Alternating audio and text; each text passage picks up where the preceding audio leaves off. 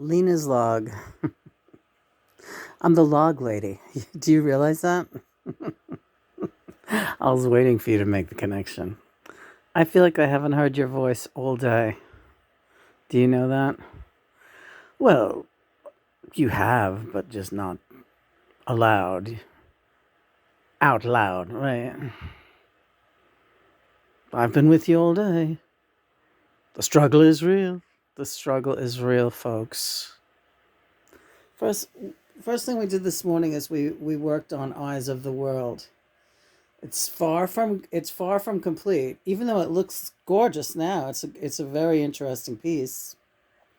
We filled in the eyes, and what's funny is that before this piece was completed, to this point, like this was the piece without the eyes painted in, and there's 9 eyes, number 9, and without the eyes painted in, they look like spacecrafts floating over the earth. And now that the eyes are painted in,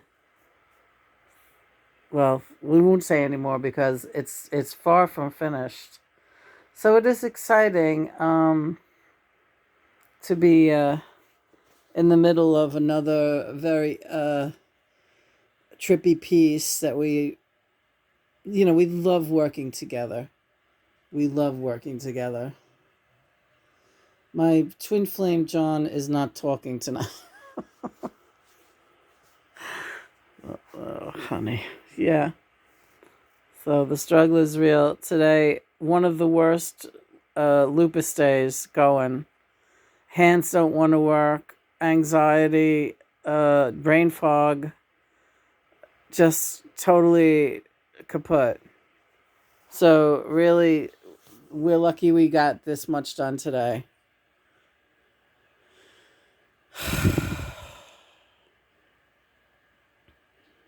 What about Twin Peaks? We've been watching Twin Peaks too. And what about you put some more lights up? Yeah, I did put more lights up. And what about you put some butterflies and stuff on the wall behind us? All right, I did that. Place looks great. Look at it.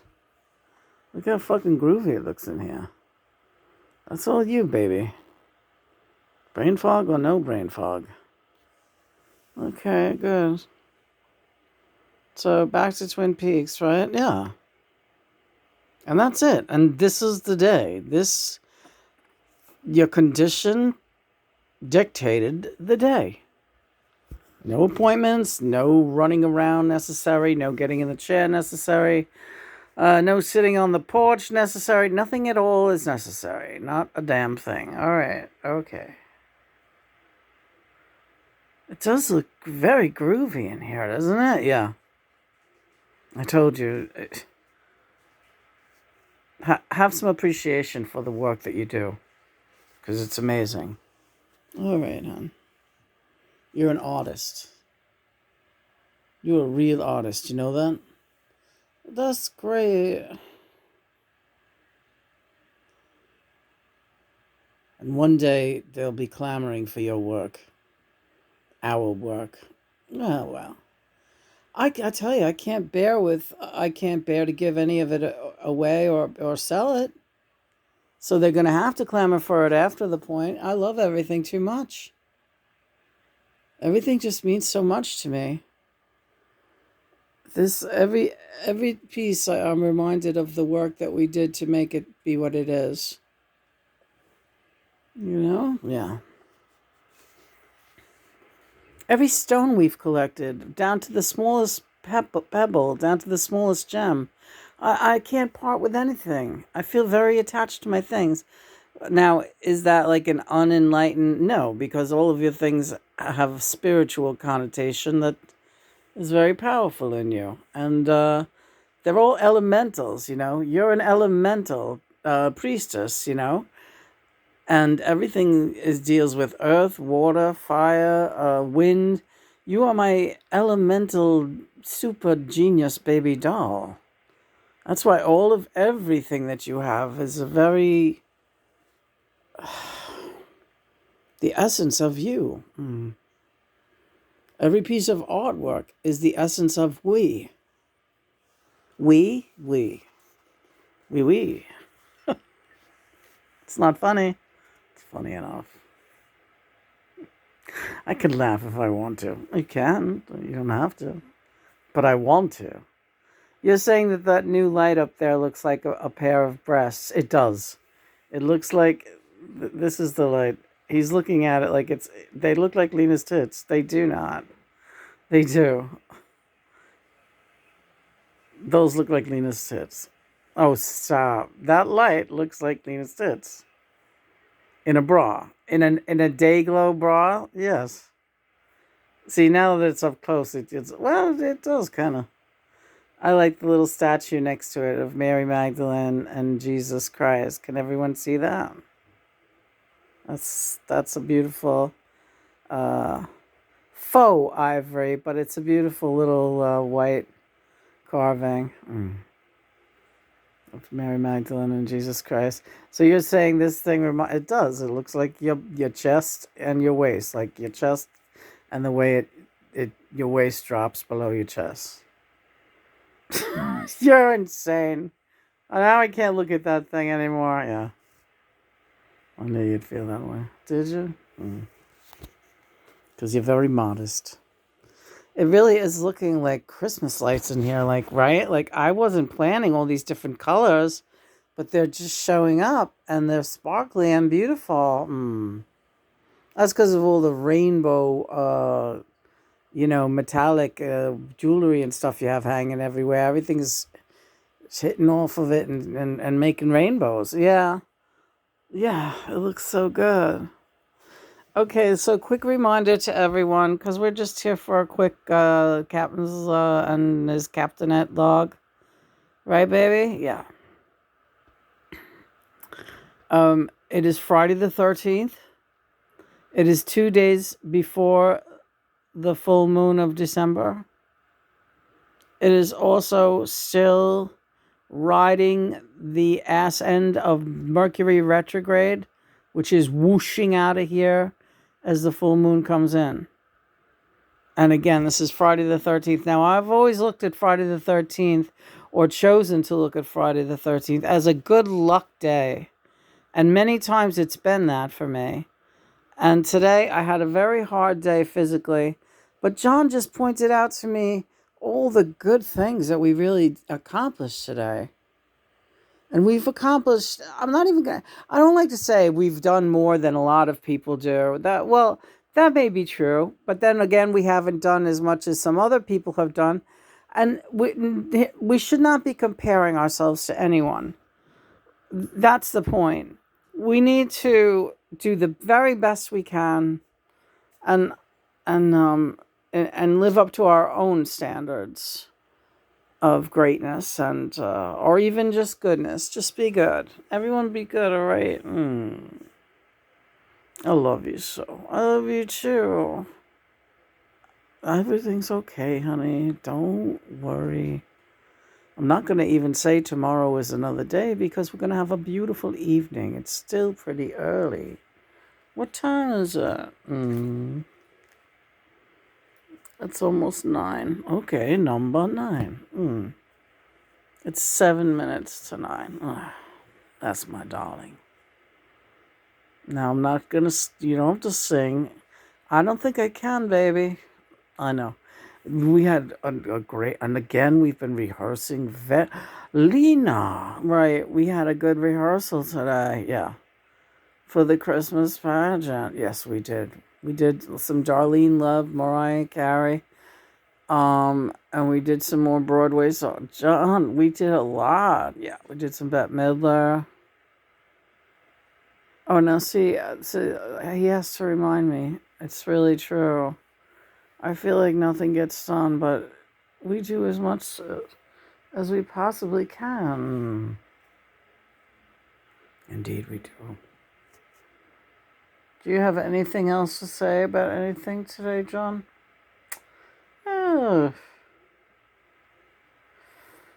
Maybe tomorrow, but even though I don't want to get ahead of us, but maybe tomorrow we can read some more from the book, right? your 1986. Yeah, there's some really funny. We've been reading mostly the poetry so far, but the short stories are hysterical. The short stories John tells in this book about what it was like when he first crossed over. And is it true how much trouble you were always in trouble? I I was like a smart aleck. I couldn't behave myself. I was trying to fit in, but it took me a while to really settle down and realize what my purpose was now and in my spiritual progression. Right. So he's always in trouble. He's always botching things as God tells him, "Oh, you botched everything." And he meets Buddha. It's really great. And he writes about it with such humor and candor, and we still have those stories to read to you people who's ever enjoying, and people are enjoying those writings. I think they know it's you, John. If they don't know, it's me. To hell with them. It's me, right? So such a great writer, and and also some very funny and kind of sad stories about how he felt about the Beatles, and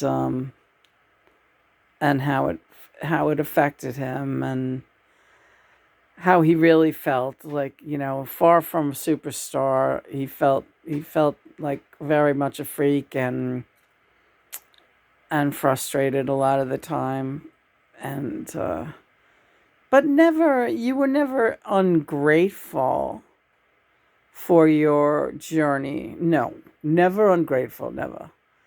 But one can be grateful and at the same time be filled with consternation and puzzlement in as to how they are to navigate the actual path, right? When we give ourselves blueprints on the other side, I mean, how did you map out the Beatle thing? Did you have any? There could be no way of mapping that out. That was a anomaly. It was a phenomenon. It was like catching lightning in a bottle. The four of us happened to be, meaning the Beatles, yes. The four of us happened to have a huge history. Stewart is included in that, by the way, the five of us even, right? Had a huge history in many past lives together, which, including our lives as Jack and Lindy, they were very dear to us. Some were brothers, some were best friends, some were cousins. Right. That life was very close. That was our last life, all of us together like that, and we were thick as thieves. And in a band together, right? Yes.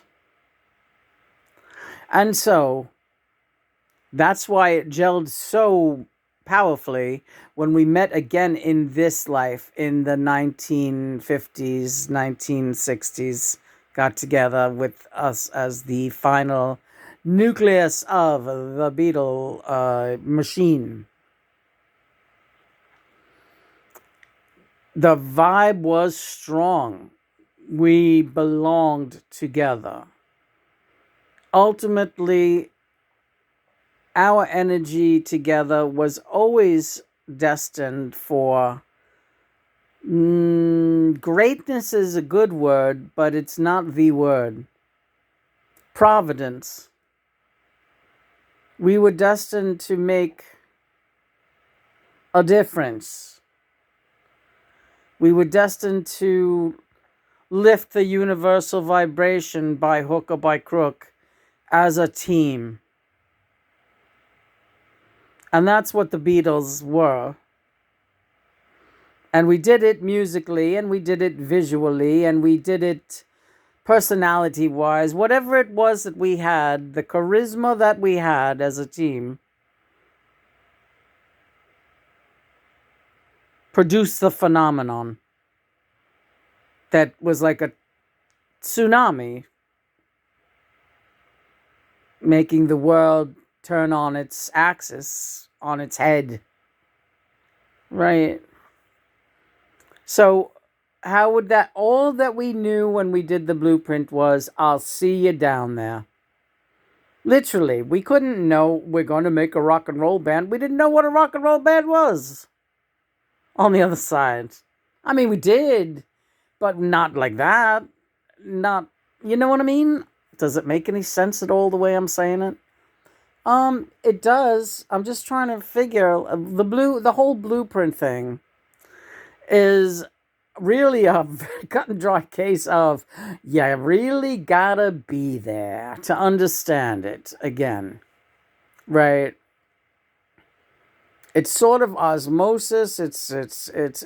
And you're conferring with your home team, and you're conferring with mother and father, and you're conferring with your twin flame. Naturally, you're right there next to me during every reincarnation. You're right there with me. Even if we don't cross over at the same time, you're still right there with me. Mm-hmm. Helping me with the blueprint. I'm helping you with yours. That's why I say it was so. This one that we have together. When I tell you, we spent hours, the equivalent of hours laughing. Oh boy, wait until this thing happens. This is going to be insane. And boy, can you imagine? And no, I guess we'll just have to experience it when we get down there. But we'll be okay because we're always okay, Lena. You and me, right, kid? Right. We'll be all right. We'll meet up. We'll laugh again. Ha ha.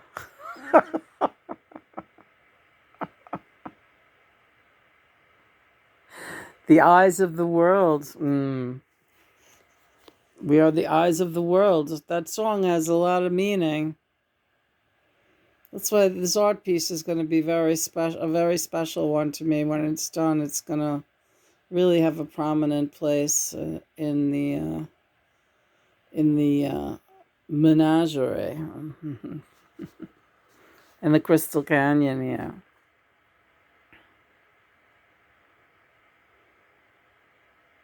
So the main thing is, between lifetimes, when you plan out your blueprint, you just got to make sure that you're ultimately conscious of being as good a person as you can be, right?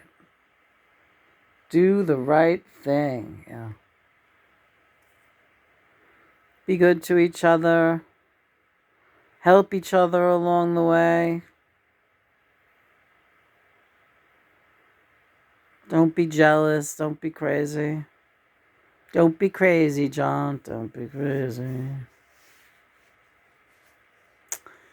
So I guess that's it. And this was I'll be the log. I'm gonna call myself the log lady now. Yeah.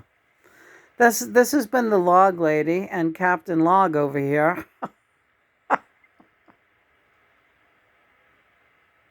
And we have brought you a very exciting report this evening about, what should we call it? We talk about blueprints between lives. That's a good one. We'll say, okay, I know what to say. I do too.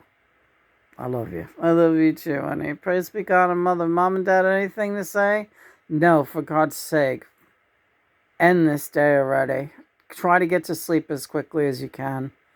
You're out there, Lena. You are out there. All right, so what are you saying? Well, you've just been through hell today, and you have to just stop already. All right. You have fucking lupus. Yeah? That can't be my excuse for everything now, the lupus. But I get very anxiety ridden when I can't use my hands now. It's like, this is ridiculous. What do I do? It's like so scary. It's so frightening. How do they feel now? They feel better than they did before. All right. Chill out.